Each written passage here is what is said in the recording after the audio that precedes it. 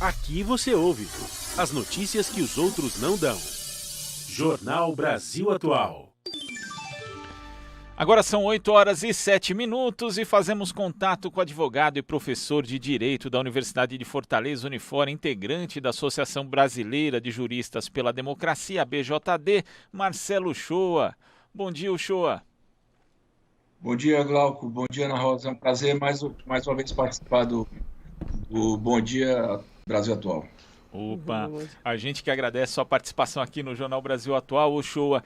Temos vários pontos para tratar, mas primeiro eu queria começar com a questão da lei do abuso de autoridade, né? Ela que passou a vigorar a partir do dia 3, apesar de muita resistência de integrantes do nosso sistema de justiça, em especial alguns juízes. Eu queria que você falasse a respeito da importância dessa lei e também do porquê de alguns integrantes resistirem à implementação dela.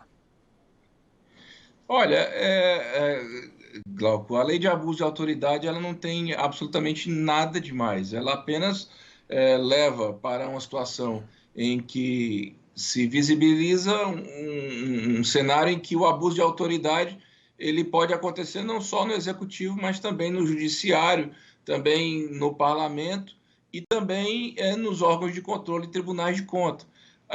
Eu vejo que há uma certa resistência, sobretudo de membros do judiciário ou ex-membros do judiciário, como deixando bem claramente o ministro da Justiça, Sérgio Moro, porque são pessoas que vêm com uma cultura de autoritarismo de sistematicamente violar essas garantias que deveriam ser garantias de cumprimento normal. Por exemplo, você não se exceder em não pensar duas vezes antes de conceder um habeas corpus, quando deveria conceder, ou um relaxamento de uma prisão, não decretar uma prisão, uma condução coercitiva manifestamente ilegal, não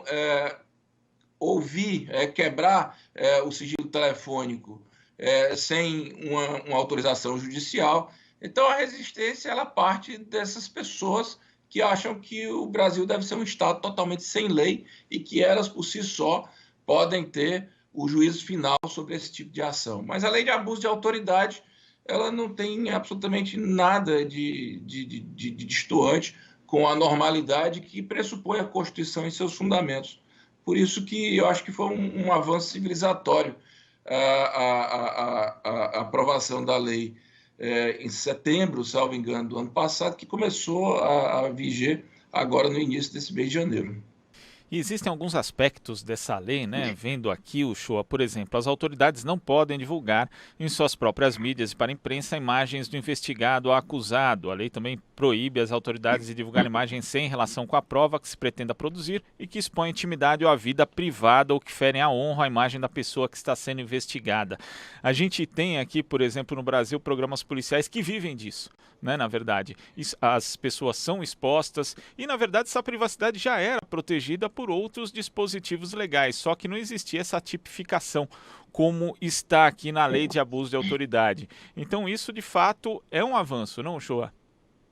Pois é, veja bem, Glauco, isso aí é um problema ético, né? Na verdade, já deveria ter partido do próprio jornalismo essa concepção de que você não pode teatralizar uma situação que pode gerar um prejuízo na vida de alguém que pode estar sendo, inclusive, acusado de forma injusta, porque a teatralização leva para dentro do processo um clamor popular completamente desvinculado daquilo que vai ser discutido ou comprovado nos autos. A lei de abuso de autoridade, ela esclarece esse tipo de ponto que deveria ser natural. Então, assim, o que é que tem de mais nisso? Não tem absolutamente nada de mais, ela só evita que haja uma teatralização, ou seja, que se cria um cenário de lúdico em cima de algo que não é bonito, né? Uma ação que pode ser um crime ou uma ação que supostamente pode ser um crime que precisa ser elucidado e não levado para as telas como se fosse um motivo apenas para alavancar a audiência. A lei de abuso de autoridade, ela eu acho que é um eufemismo, né? Ela nem precisava haver. Em outros países, certamente, ela não existe, porque pela própria interpretação sistemática de um contexto constitucional, numa Constituição como a nossa, que já reserva às garantias fundamentais certas prerrogativas de defesa, isso aí nem precisaria estar claro. Já pensou? A lei de abuso de autoridade, ela criminaliza, por exemplo, a violação da prerrogativa do advogado. Isso aí não precisaria sequer chegar ao ponto de se estabelecer uma lei. É lógico que o advogado ele tem que ter o direito de defender o seu cliente dentro da confidencialidade, com as garantias do tratamento legal, com a garantia do tratamento que a própria legislação da advocacia já estabelece. Por que a lei de autoridade coloca isso de forma clara? Porque vem sendo sistematicamente descumprido no Brasil. E vendo aqui alguns pontos, por exemplo, como esse aqui da divulgação de imagens ou de outros fatos, sem relação com a prova que se pretenda produzir e que exponham a intimidade, a gente inevitavelmente lembra, por exemplo, da postura do juiz Sérgio Moro, que divulgou não só um grampo captado ali de forma ilegal, depois isso foi comprovado, mas também outros grampos relacionados à família do ex-presidente Lula, que expunham a intimidade de pessoas que sequer eram investigadas. Ou seja, a lei de abuso de autoridade, ela vem também para tipificar uma conduta, como você diz, Uchoa, já deveria não existir. Assim, no caso específico que você está citando, foi uma autorização, foi uma liberação de um áudio, né, sem autorização do Supremo Tribunal Federal, porque era um áudio com a presidente da República, um áudio que não dizia absolutamente nada, em que apenas a Dilma estava confirmando para o Lula que ele seria convidado para ser o ministro-chefe da Casa Civil dela, que talvez, ou aliás, talvez não, certamente, levaria a presidenta Dilma àquela situação de governabilidade que naquele momento ela estava com muita dificuldade. Na verdade, a divulgação do áudio do ministro Sérgio Moro, ela turbinou um impeachment que sequer aconteceria se não tivesse havido aquela conduta que a Associação Brasileira de Juristas para a Democracia já concluiu como uma conduta criminosa, né? Porque foi sem autorização legal, no final ele apenas pediu escusas e ficou por isso, né? Como se aquilo não tivesse causado um grande transtorno na vida republicana nacional, um clima de instabilidade que depois gerou todas as consequências que aí está o povo brasileiro sendo sacrificado diuturnamente no valor do ônibus, no valor do gás, no valor da energia, na crise da soberania, no desrespeito à imagem do Brasil internacionalmente, tudo isso que aconteceu. E no caso da lei de abuso de autoridade, né, muita gente, muitos integrantes do sistema de justiça, em especial do judiciário mesmo, falavam, né, da possibilidade do magistrado, por exemplo, ter cerceada a sua liberdade. Mas o que a gente vê, por exemplo, em relação a uma decisão que foi aqui propalada ontem, né, pelo desembargador Benedito Abicaí, do Tribunal de Justiça do Rio de Janeiro, parece que a liberdade de interpretação continua bastante ampliada, né, elevada, Uchoa, porque ele determinou que o especial de Natal do Porta dos Fundos, veiculado pela Netflix, seja retirado do ar. A decisão diz o seguinte: é mais adequado e benéfico não só para o Porta dos Fundos, no caso, que para sua segurança, que na verdade ele fosse retirado do ar. Como é que você vê o fundamento dessa decisão? Como que você vê essa determinação judicial, Uchoa? O problema da decisão do desembargador, Glauco, é que a Constituição do Brasil, no artigo 5º, inciso 9, ele diz que é livre a expressão da atividade intelectual artística, científica e de comunicação, independentemente de censura ou licença. Ou seja, não existe censura no Brasil. A decisão do desembargador, que foi uma ponderação em que ele refletiu os seus valores, né, e não os valores que estão defesos na Constituição, que estão ali garantidos pela Constituição, ele violou um importante alicerce do sistema democrático, que é a não existência da censura. Ora, se você não está satisfeito com o programa você simplesmente não assiste. Né? Agora, você determinar a retirada do programa do ar, porque você pessoalmente acha que aquilo ali lhe incomoda, aí eu considero isso aí, por exemplo, um abuso de autoridade. Né? O desembargador, que terá a sua decisão cassada, porque eu não acredito que as cortes superiores irão endossar isso aí, pode inclusive aí, ó, pensando aqui, de repente ele pode ser objeto disso. É claro que o juiz ele tem que ter a independência na manifestação judicial dele, mas uma vez que também já comprovado que ele permitiu, com base neste mesmo argumento, a não condenação do presidente Jair Bolsonaro por homofobia, numa série, né, de declarações homofóbicas que ele deu no programa CQC, isso aí poderia até justificar que esse juiz ele julga de acordo com a conveniência em momentos determinados. Eu acho isso um absurdo, mas acho que enquanto a gente tiver um mínimo, né, de democracia no Brasil, isso aí não prospera. Acho que já li o ministro Marco Aurélio, por exemplo, do Supremo Tribunal Federal, dizendo que a ausência de censura é um risco grande para a democracia. Mas não assusta também o fato dessa decisão vir de um desembargador e não de um juiz de primeira instância? Assusta, é lógico, né? Quer dizer, já é É porque no Brasil, Glauco, está sendo criada uma cultura de que todo mundo quer resolver o problema a partir da sua ação. Mas o cara sozinho, ele acha que ele pode transgredir funções, ele pode pular jurisdição.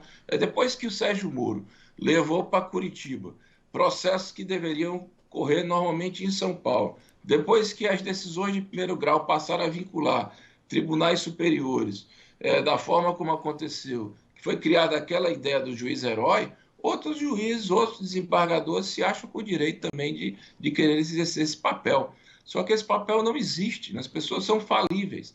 Então, é importante por exemplo, quem hoje defende a retirada do programa Porta dos Fundos pela orientação do desembargador, compreendam que isso um dia pode virar contra si. Veja só, foi vinculado nesta mesma Netflix, no ano passado, retrasado, um filme, salvo engano, do Zé Padilha, em que fazia alusões à sistemática da Lava Jato, e com erros gravíssimos e falsos em diversos pontos, e nem por isso o programa foi retirado do ar. Quem não gostava simplesmente não assistia, e pronto. Né? A gente tem que parar com essa postura inquisitória, com essa postura arcaica. Num país livre, você sentindo lesado, você até busca efetivamente depois a reparação disso. Mas a censura é algo que imaginávamos todos que já tivesse sido banido no Brasil com o fim da ditadura. Pelo jeito não, né, Uchoa? Pelo jeito não, né, Glauco? E assim, e pela firmeza com que o desembargador, com a frieza com que o desembargador fez a determinação, ele naturaliza a situação, né? O que ainda é mais grave, porque ele não coloca como uma questão excepcional, ele simplesmente naturaliza. Não, isso aqui nos valores não sei o quê, e taca a canetada.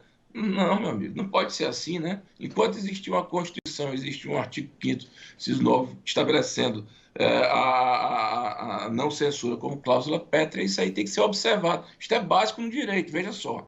Eu tô comentando aqui, Glauco, uma situação que é objeto de estudo no segundo semestre do curso de Direito, quando você começa a estudar Direito Constitucional 1, a entender a Constituição, os principais princípios fundantes do sistema constitucional brasileiro. Isto é básico, isto é elementar, viu? Não é uma coisa assim complexa, não. Estamos falando aqui de uma coisa absolutamente elementar no campo do direito. E o Shoa, nesse início de ano também a gente teve uma entrevista do ministro do STF, Ricardo Lewandowski, em que ele fala outras coisas, que é preciso defender ativamente o Estado Democrático de Direito para evitar um novo eclipse institucional, mas tem um trecho aqui da entrevista que me chamou a atenção, que é quando ele fala a respeito do mensalão. Cita inclusive o ministro Luiz Roberto Barroso, quando ele tinha um tipo de postura dentro do Supremo bem diferente do que tinha hoje, e o Barroso havia dito que o mensalão havia sido um ponto fora da curva, e o Lewandowski cita aqui algumas coisas que ele achou incoerentes ali. Os habeas corpus deixaram de ser julgados para que fosse apreciado apenas o mensalão, né, já que o trabalho das turmas do Supremo foi paralisado. Também lembra a aplicação da teoria alemã do domínio de fato, que foi inclusive criticada pelo seu próprio autor, né, o uso da teoria do domínio de fato aplicado ali no julgamento da ação penal 470, ele fala também a respeito do fato de o processo ter sido fatiado e julgado segundo a ótica do Ministério Público. Enfim, você acha que o mensalão foi mesmo esse ponto fora da curva que acabou, de certa forma, determinando aí uma cultura muito mais punitivista no Brasil, o fortalecimento dessa cultura e também, de certa forma, o julgamento da ação penal 470 é o pai do lavajatismo? Ah, sim, sem dúvida alguma. Eu li a entrevista do ministro Lewandowski, e o ministro Lewandowski, sempre muito polido, fez essa crítica ao mensalão. Ele, naquele momento, naquela ação penal, ele estava numa situação extremamente complicada. Ele era o revisor, né? Atacado pela mídia inteira do país, atacado por uma convulsão social que era mobilizada através de uma ignorância massificada, e também por muitos de seus pares. É bom lembrar, Glauco, que o mensalão, o relator do processo, que era o ministro da época, Joaquim Barbosa, ele, alegando uma dor de coluna, ele falava em pé, com o dedo em riste, né? Era assim que ele se pronunciava no mensalão, os outros sentados e ele em pé. Quer dizer, um magistrado que quis fazer o papel de Ministério Público acusador numa Corte Suprema. Um magistrado que eu considero ter como seu maior êxito durante a sua passagem do STF é o pedido de aposentadoria, porque aquele ministro criou, ou pelo menos impulsionou, a naturalização do autoritarismo que não era, naquele momento, aplicado no STF.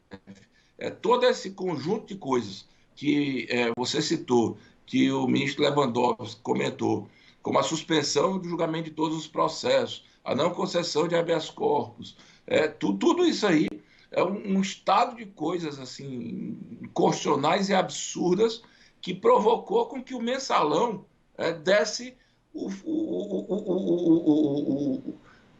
pano de fundo para o que necessitaria a Lava Jato acontecer, que era a transgressão judicial das prerrogativas básicas de defesa das pessoas. O mensalão foi horrível sob esse ponto de vista. Sem falar que o domínio do fato realmente é uma questão muito complicada, porque aquilo precisa ser provado, né? Não tem essa história. Houve completamente uma transgressão no direito de defesa e simplesmente um julgamento porque você acha. Não pode ser assim, Glauco.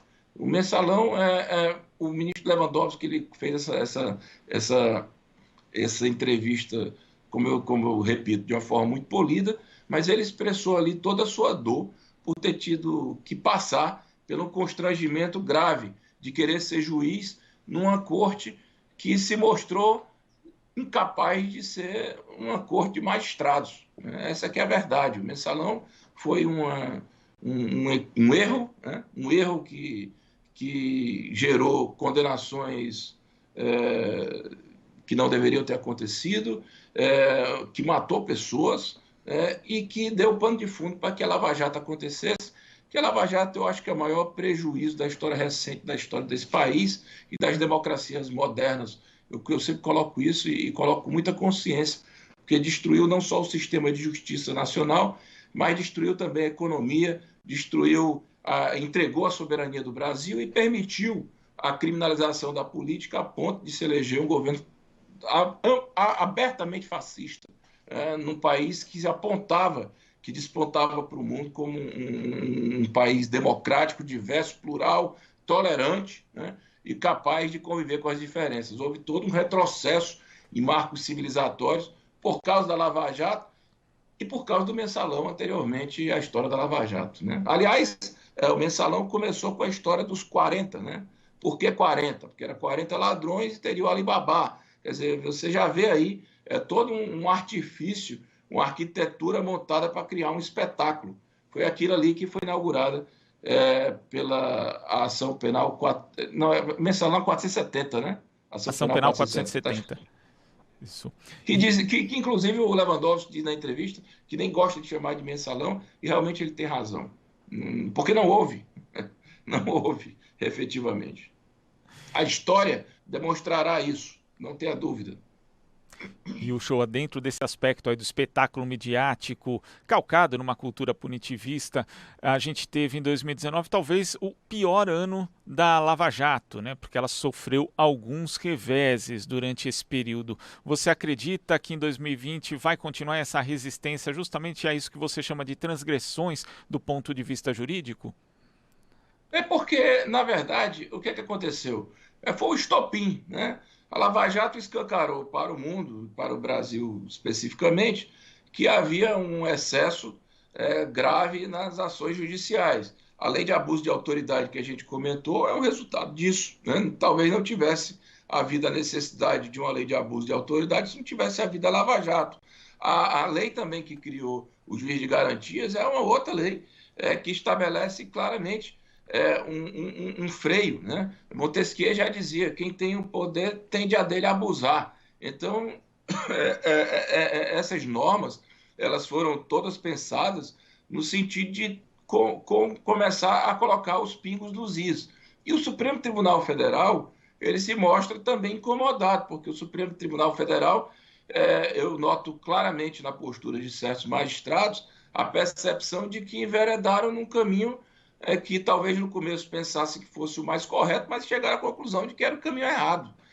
Isso criou uma crise de segurança jurídica muito grave. Acho que a Lava Jato ela arrefece, né? Até porque ela já conseguiu, do ponto de vista objetivo,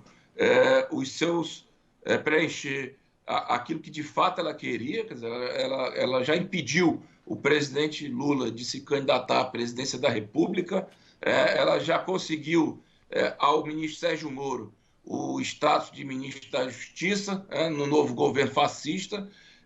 Então, assim, a Lava Jato, porque é muito bom deixar muito claro que a Lava Jato não está preocupada com corrupção, não, Glauco, né? Vamos ser sinceros, a corrupção ela não foi criada no Brasil, ela não é uma invenção uma brasileira. Coisa, não, ela não é nacional. A corrupção ela é típica do capitalismo. Onde há capitalismo, há corrupção. Um sistema econômico, para que um cresça, o outro tem que ser diminuído, em que você ganha em cima do excesso de trabalho, da hora extra do seu trabalhador, na competitividade desleal, nos juros do mercado financeiro, na não reposição inflacionária no salário das pessoas. Você vai falar que a corrupção é um problema do Brasil? A corrupção ela é da gênese do capitalismo. Então, a corrupção ela foi apenas um mote para que se estabelecesse uma operação que queria mesmo tirar um partido político que tinha um governo social do poder. Se tratava disso, né, a Lava Jato. Então, ela vai arrefecer pelas medidas legais que vão deixar de ser arbitrárias, agora por imposição legal, mas também porque ela já alcançou aquilo que ela queria alcançar. O nosso desafio agora é conseguir recuperar a esperança de que a gente pode dar um salto qualitativo, cultural, mudar isso aí, porque também com lei não se muda cultura nenhuma, tirar esse governo e construir uma sociedade pensante, uma sociedade capaz de ser emancipada e retomar o caminho do crescimento, porque o Brasil agora sofre uma crise econômica, está todo mundo aí sofrendo no bolso o resultado da Lava Jato. Tá certo, Uchoa. Muito obrigado pela sua participação. A gente espera ainda que você participe também no decorrer do ano várias vezes. E até a próxima. Glauco, um grande abraço, é sempre um prazer. E tomara que participe mesmo, me chame, que eu estarei sempre aqui. Um bom dia para vocês. Me perdoe um pouco, eu estou rouco. Cheguei de viagem, mas um abraço forte e um bom ano para todos nós. Pode ficar tranquilo que a gente vai te chamar sim, Uchoa. Muito obrigado e um abraço. Conversamos aqui com o advogado e professor de Direito da Universidade de Fortaleza, Unifor, integrante da Associação Brasileira de Juristas pela Democracia, Marcelo Uchoa.